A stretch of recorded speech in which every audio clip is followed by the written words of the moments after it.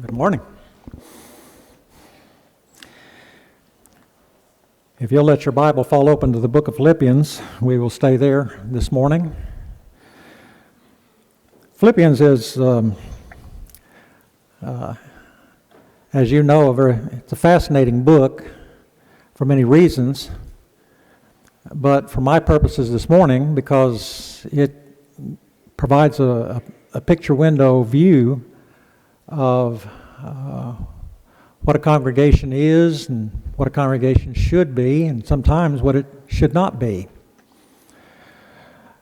We highlighted a couple of people last week that are connected with the church at Philippi, and we'll highlight a couple more this morning because of particular interest to me are the people that are mentioned here in connection with the church at Philippi. And as you'll remember, Paul focused in chapter 2 on two men, Timothy and Epaphroditus, and it's my conclusion that he did so because Timothy and Epaphroditus reflected in their lives and character the very attitudes that Paul was preaching to the church at Philippi that they need to have. And what I mean by that is that Timothy and Epaphroditus reflected chapter 1, verse 27, "Let your conduct be worthy of the gospel of Christ, so that whether I come and see you or else be absent, I may hear of your affairs, your work, that you stand fast in one spirit, with one mind, striving together for the faith of the gospel." Now, focus on the one spirit and the one mind. In chapter 2, verses 1 through 4, Paul emphasizes those thoughts again. In the opening verses of chapter 2, he wants these people at Philippi, this congregation, to fulfill my joy, he says, by being like-minded, having the same love, being of one accord, of one mind. He admonishes them not to be selfish, not to exhibit conceit, but to be in lowliness of mind. Look at verse 4. "Let each of you look out not only for his own interests, but for the interests of others." Timothy and Epaphroditus did exactly that. They embodied those principles. For that reason, they were useful to Paul. If you look at verse 14, "Do all things without murmuring and disputing." Sometimes people do that. We're going to look at a couple of people this morning in chapter 4 that may have been guilty. Paul emphasized unity in the book of Philippians. I know that joy is its key theme. It's not the only theme that's in the book. Unity is there.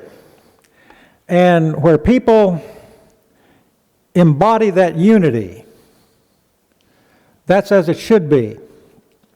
And sometimes people don't. Of interest in chapter 4, in verses 1 through 3, Paul mentions two people by name.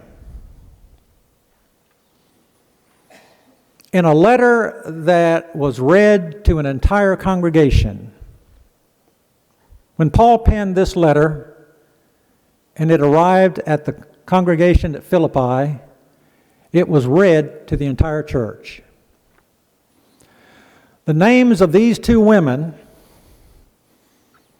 went before the congregation, along with Paul's admonition that they needed to be of the same mind in the Lord. Now, as I've attempted to point out to you here, Paul has emphasized throughout the book the importance of unity. Paul has dealt with unity in most of his, if not all of his other epistles, letters. But here in Philippians, he stresses unity, so that's a practical approach to it. The practical approach has to come down to a personal level. It has to be worked out on the ground, let's say. Unity has to be worked out one problem at a time, one issue at a time, and two people at a time. So for whatever reason, Paul mentions Euodia and Syntyche and says these two sisters need to be of the same mind in the Lord. Now, they provide for us a practical example of when unity seemingly is not there. And why it is not there, we don't know. It's just that these two ladies, two sisters of the congregation at Philippi, were at odds somehow or another. And people being people, that happens. People being people, they argue, they fuss, they fight. Sometimes they get crosswise. Sometimes they won't shake hands in the foyer. They won't speak to one another in the hallway. And sometimes things happen for different reasons. Occasionally, there's a doctrinal problem involved. Sometimes there's teaching that becomes a factor. And here's what I mean by that. In Jesus' prayer for his apostles in John chapter 17, in verses 20 and 21, I'd like for you to remember what Jesus said on that occasion. He said, I do not pray for these, that is, these apostles alone, but also for those who will believe in me through their word, and that would be us, that they may all be one, as you, Father, are in me and I in you, that they may all be one in us, that the world may believe that thou hast sent me. And sometimes people are not one. Sometimes the truth is not there to glue two personalities together. And there's disunity, and Jesus prayed for his apostles that that not be the case. So sometimes there's a faith issue that is crucial to account for whatever problems there may be. And sometimes it's an opinion. Sometimes people get crosswise in their opinions, and they don't agree. And sometimes they draw swords over it, as it were, sadly enough. In Romans 14, verse 1, Paul, dealing with such matters, indicates this: receive one who is weak in the faith, but not to disputes over doubtful things. And I noticed in my English Standard Version at home that it says over opinions. And the basic idea there is, there are certain questions in people's minds that are neither right nor wrong. They're matters of indifference, actually, and it doesn't matter which side you fall on. You just need to get along with somebody who disagrees with you on that matter. And so Romans 14 deals with that, and sometimes people fall out because of things like that, unfortunately. And then sometimes people just don't like you. And you may not know why. You say, well, go up and ask them. Why? Sometimes they just don't like you. And it may be at no fault of your own. Maybe you've tried to be nice, speak kindly, and it doesn't work. They don't like you. They're not going to like you. And you can't change it. You try. You pray about it. And yet, it's a thorn in your side. So for whatever reason, sometimes, people get crosswise. The human spirit being what it is one of those things that we have to fight. So we come to our text this morning in Philippians 4, verses 1 through 3, and we're introduced to a couple of people. Names that are hard to pronounce. Euodia and Syntyche. Who are these people?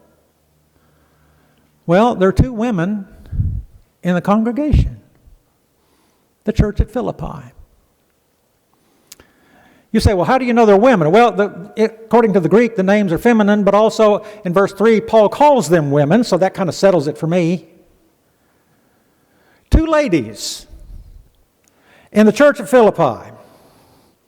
Now, these two ladies in the church of Philippi, they're not peripheral members. In other words, they're not strangers to that congregation. They didn't storm the congregation as troublemakers.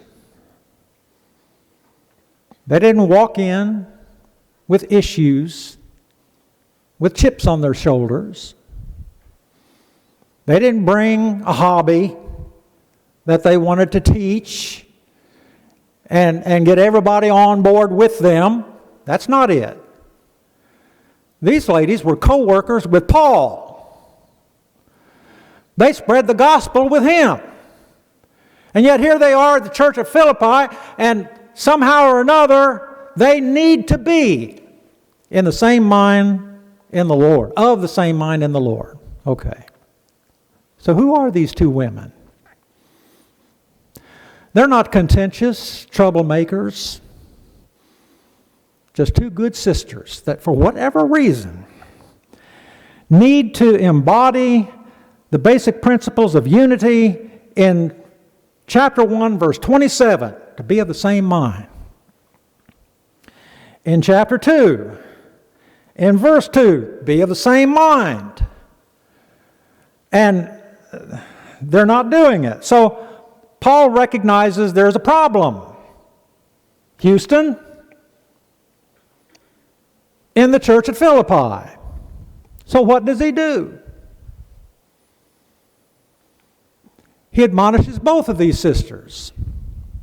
He talks to both of them. And if you'll notice, in verse 1, he says, I implore Euodia and I implore Syntyche.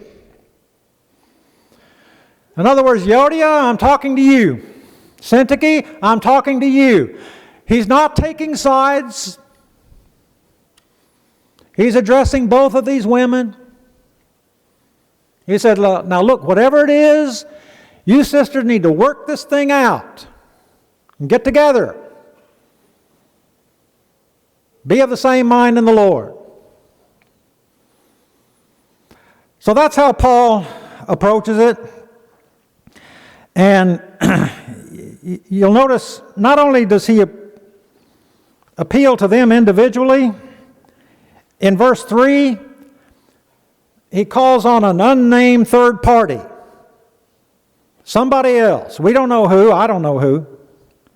But in verse 3, I urge you also, true yoke fellow, true companion, whoever this brother was. He said, I'm talking to you. I want you. Can you help out in this situation? A third party. Okay. Sometimes people who are disagreeable need somebody else to talk to.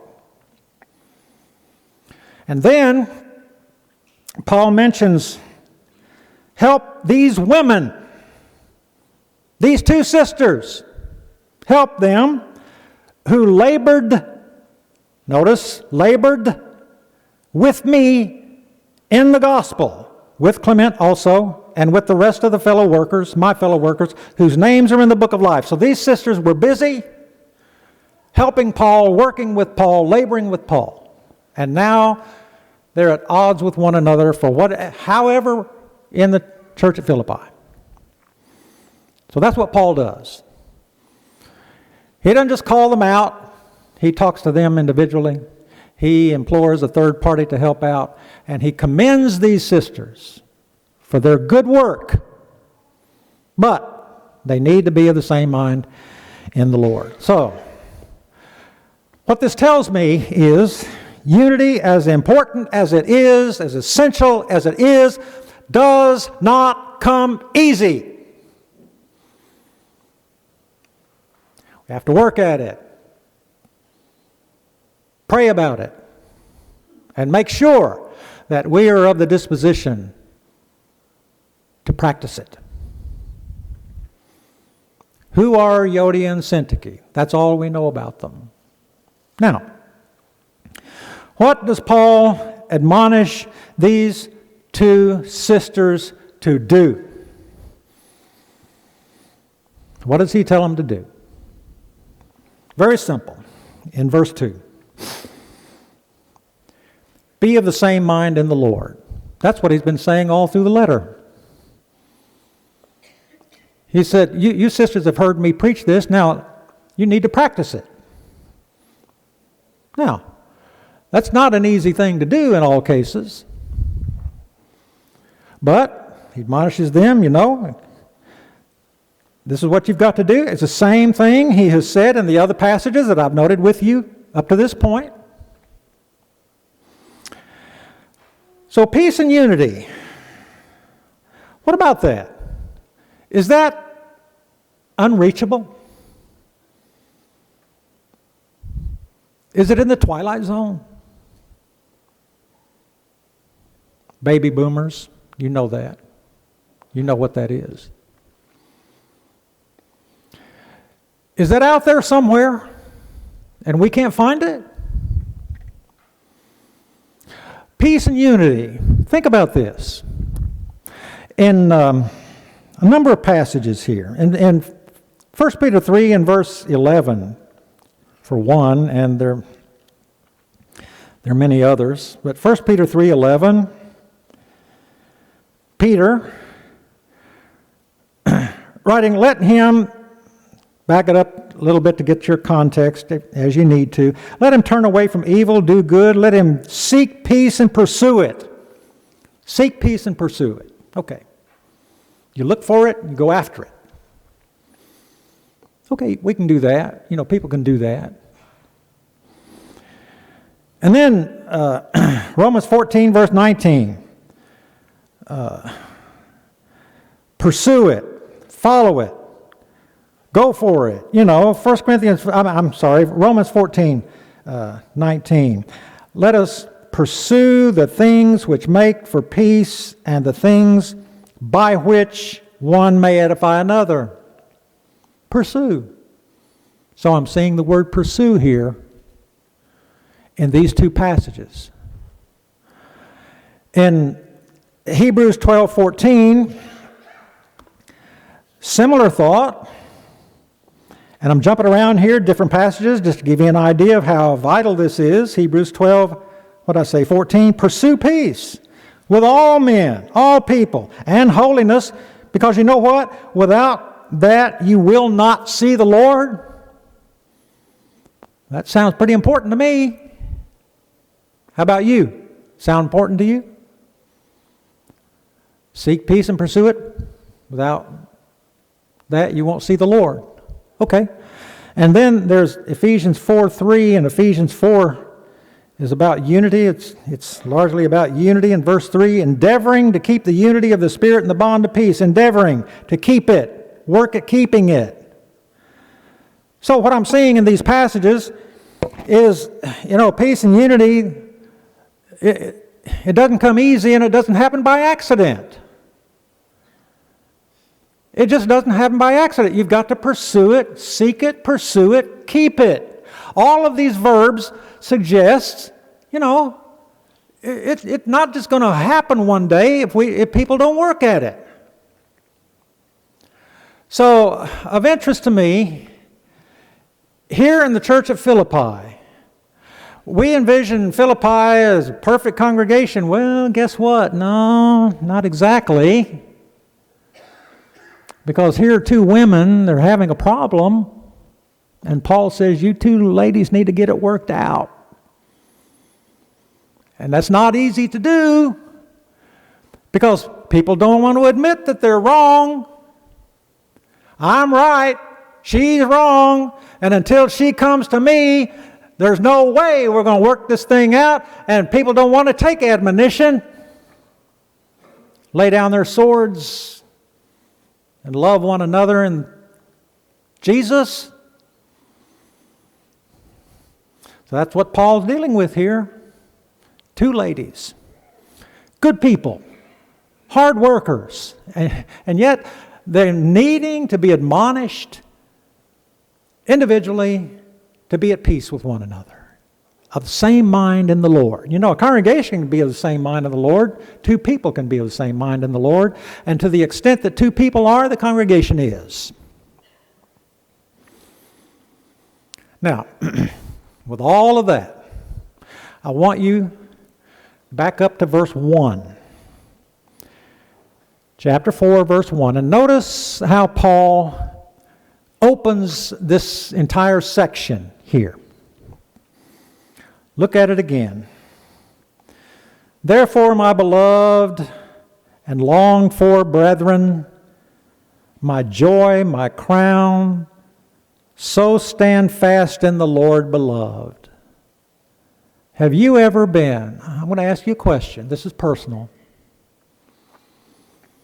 Have you ever been a part of a congregation that to you was more than just a place to be on Sunday morning?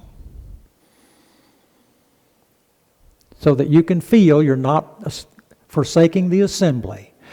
Have you ever been a part of a church that is, as Paul expressed it here, of this church? Look at it again. My longed for brethren. You long to be here? Do you ache to be here? You can't wait to get here? My longed for brethren. My joy. Have you ever been a part of a congregation that is your joy?